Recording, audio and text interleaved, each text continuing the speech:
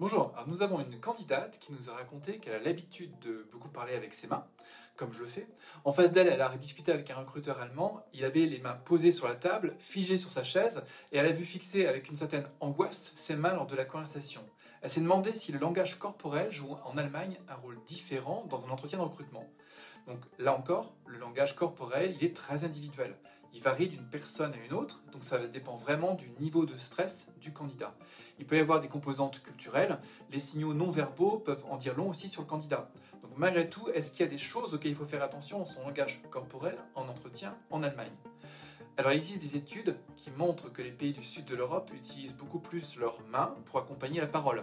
Ce sera moins le cas pour les pays du nord de l'Europe. Donc en entretien, que ce soit en France ou en Allemagne, c'est un des éléments que le recruteur va prendre en compte parmi d'autres éléments qui se conjuguent. Les vêtements, le langage, les mimiques, les déclarations.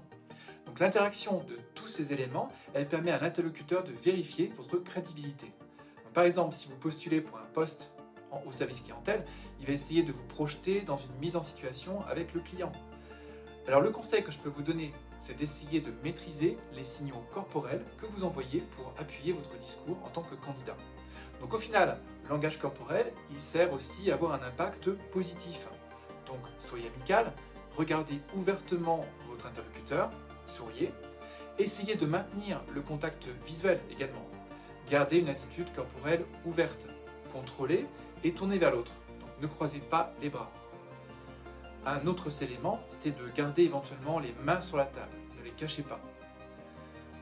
Enfin, peut-être, je peux vous conseiller bien sûr de vous exercer avec un interlocuteur natif allemand qui pourra vous donner son ressenti et vous indiquer si votre langage corporel traduit pour lui un certain stress. Mais restez avant tout vous-même.